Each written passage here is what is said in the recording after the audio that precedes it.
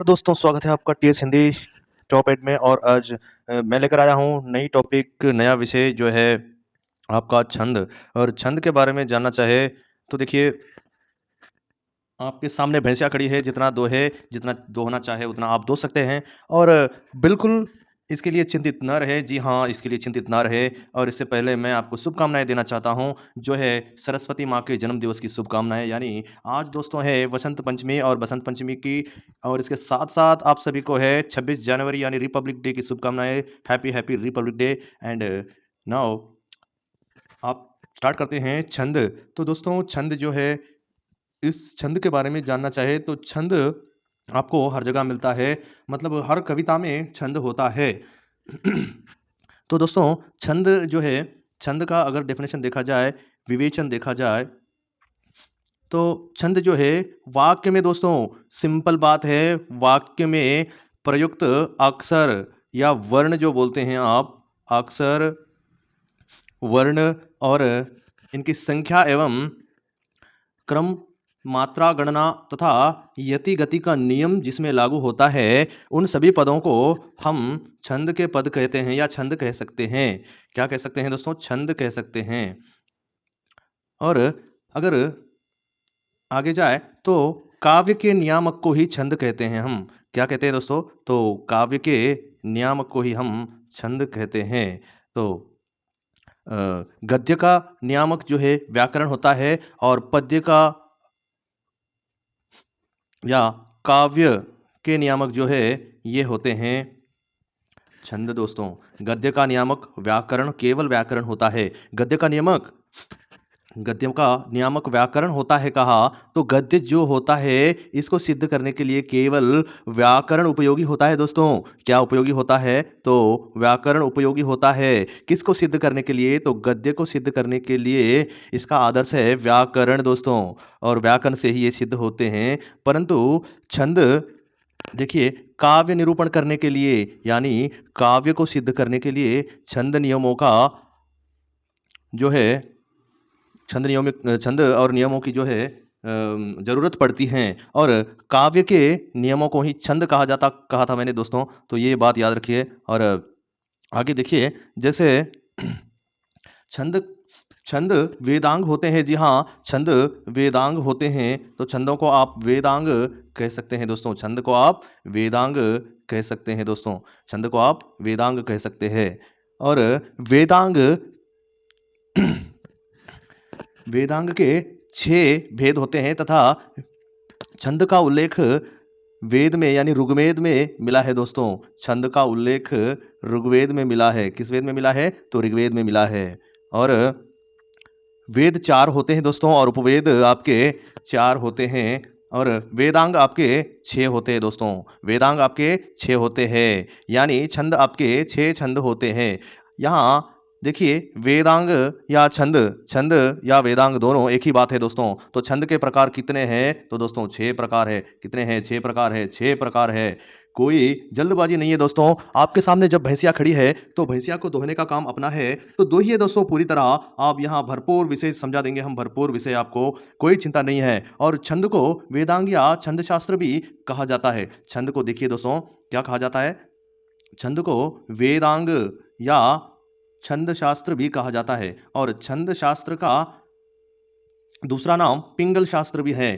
देखिए कितने नाम है। तो छंद को वेदांग कहा जाता है, और छंद शास्त्र कहा जाता है, और इसे पिंगल शास्त्र भी कहा जाता है दोस्तों। तो पिंगल शास्त्र के आधार पर आपको एक विषय मालूम कर लेना चाहिए कि छंद जो है, छंद के प्रवर्तक जो है दोस्तों, छंद के प्रवर्तक आपके पिंगल ऋषि माने जाते हैं दोस्तों। कौन माने जाते हैं? छंद के प्रवर्तक पिंगल ऋषि माने जाते हैं। पिंगल ऋषि छंद के प्रवर्तक थे, यानी हर काव्य में इन्होंने छंद रहना आवश्यक माना है दोस्तों। और छंद का निरूपण और विवेचन दिया है, और छंद को रूप दिया है। तो छंद के पिता यहाँ पिंगल ऋषि को माना जाता है दोस्तों। छंद के पिता, जी हाँ, छंद के पिता, राइट। अब याद रखिए कि आपको यहाँ जूनियर लेक्चरर तेलंगाना की भर्ती में ये सारे कितने काम आ सकते हैं, तो आगे बताएंगे हम आपको और भी अच्छी अच्छी बातें, जिससे दोस्तों कभी आपने नहीं पढ़ा होगा, कभी नहीं सुना होगा, और पढ़ने भी जाएंगे तो बहुत लंबा चौड़ा नगेंद्र का बुक निकालोगे, काव्य शास्त्र पढ़ोगे दोस्तों,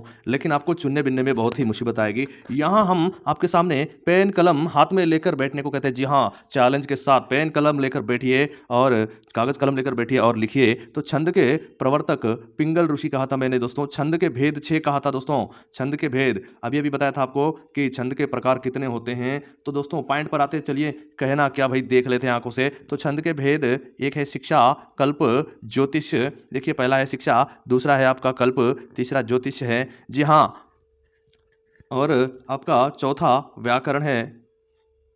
सॉरी, मैंने कहने में यहाँ थोड़ी सी गलती कर दी। छंद के 6 भेद होते हैं, तो इसमें आपको एक प्रिंट आने में गलत हो गया है दोस्तों। तो जो गलत हो गया है उसको हम अभी बता देते हैं। पहला जो है भेद, ये शिक्षा है, यहाँ प्रिंट आने में गलत हुआ है, ये नंबर 1 है। और दूसरा है आपका कल्प, तीसरा निरुक्त है दोस्तों।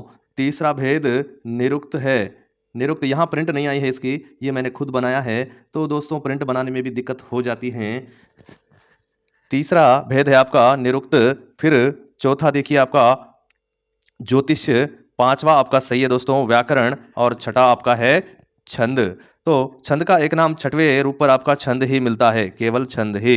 तो दोस्तों जो मिस हुआ था ये निरुक्त था। और छंद के प्रकार मैंने क्या बताया दोस्तों आपको, 6 प्रकार में पहला शिक्षा, दूसरा कल्प, तीसरा निरुक्त, चौथा ज्योतिष दोस्तों, और पांचवा व्याकरण। फिर छठवें में छंद को ही माना जाता है, छंद का नाम, छठवां नाम। आप देखिए दोस्तों इस छंद के बारे में आपको क्या पता चलता है। तो छंदों में डिंगल भाषा जो है ये वीर रस की भाषा रही है। डिंगल भाषा दोस्तों कौन सी भाषा, तो दोस्तों याद रखिए डिंगल भाषा बड़ी बड़ी नेट सेट एग्जामों में पूछा गया क्वेश्चन है। आपके जेल में भी आपको पूछा जा सकता है ये क्वेश्चन दोस्तों, तो याद रखिए बिल्कुल। क्या हो सकता है देखिए आगे कि छंद के बारे में क्या कहा था मैंने।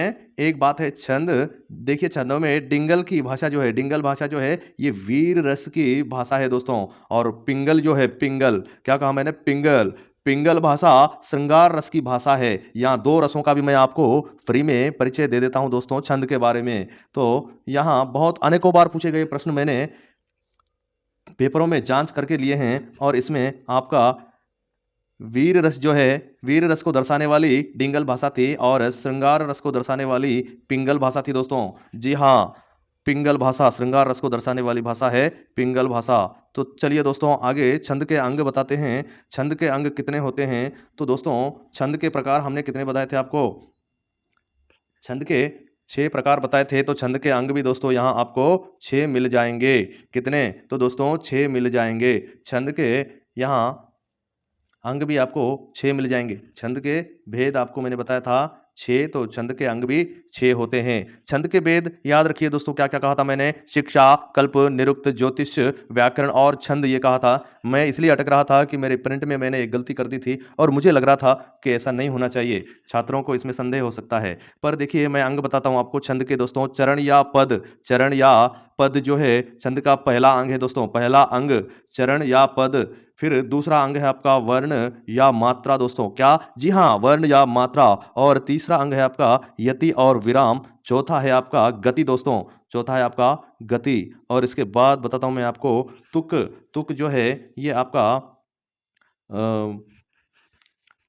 पांचवा अंग है छंद का, पांचवा अंग है छंद का दोस्तों। तो मैं इसमें आपको यही सूचना देना चाहता हूं कि भाई तुक किसे कहते हैं। तो कविता में छंद पद इस प्रकार होते हैं, 1 2 3 4। तो तुक जो है इस प्रकार होता है, अंत में इधर क आया तो इधर भी क ही आता है, यहाँ आ आया तो यहाँ भी आ ही आता है। तो इस प्रकार होता है तुक। और देखते हैं चरण, पहले कहा था मैंने, तो चरण जो है दोस्तों ये छंद की पंक्ति को हम चरण कहते हैं दोस्तों। जिस प्रकार कविता में इसे लिखते हैं तो पंक्ति को हम चरण कहते हैं। इसमें पहला चरण, दूसरा चरण, तीसरा, ऐसे हम चरण कहते हैं। छंद की पंक्तियों को हम चरण कहते हैं दोस्तों, जी हाँ। और और देखिए आगे छंद के 4 चरण होते हैं दोस्तों, छंद के 4 चरण। अभी मैंने बताया था आपको कि छंद के 4 चरण होते हैं, जैसे 1 2 3 4। ऐसे जैसे आप कविता लिखते हैं तो पहले एक लाइन लगाते हैं अंत में, कविता की अंत में वाक्य के अंत में एक लाइन, फिर 2 लाइन, फिर 1, फिर 2, ये 4 ही आपके होते हैं चरण दोस्तों, ये चरण होते हैं, छंद के चरण होते हैं। अब आपको बताते हैं, यहाँ छंद में सम और विषम पूछा जाता है। तो छंद के सम चरण कौन से होते हैं और विषम चरण कौन से होते हैं? ये प्रश्न बहुत बार पूछा जाता है। इस बार जेल में बन सकता है महत्वपूर्ण क्वेश्चन।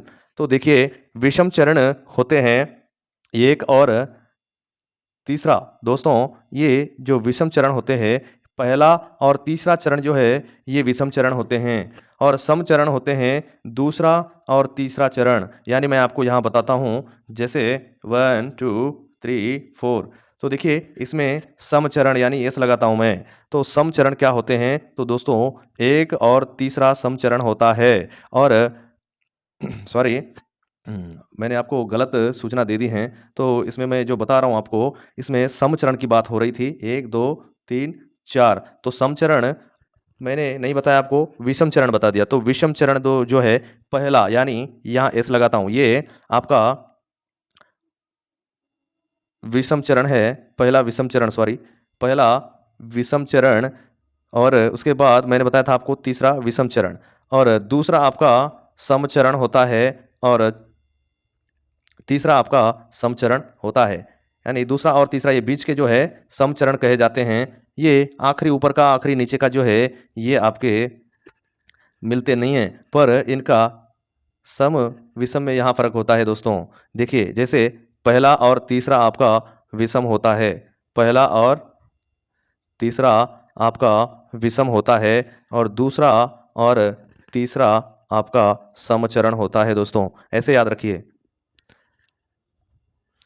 तो दोस्तों, चलिए आपको हम आगे लेकर आते हैं आपके लिए तुलसीदास और रैदास जैसे आदि भक्ति काल के वीडियोस और रीतिकाल का महत्वपूर्ण वीडियो आने वाला है दोस्तों। और आज की रिपब्लिक डे की शुभकामनाएं दोबारा देते हुए मैं समाप्त करना चाहता हूं। धन्यवाद। जिसने भी हमारे चैनल को सब्सक्राइब न किया हो, वे अभी सब्सक्राइब करके रख ले। जी हाँ, जी हाँ, क्यों तो दोस्तों, जेएल जूनियर लेक्चरर है तेलंगाना की भर्ती, और इस भर्ती के लिए बम्पर वीडियोस बड़े बड़े आने वाले हैं। ये तो 15-16 मिनट के और 20-22 मिनट के वीडियोस हमारे बन रहे हैं, लेकिन दोस्तों हम बनाने वाले अभी मैराथन के लिए आप यहाँ देखते रहिए हमारे चैनल पर। धन्यवाद।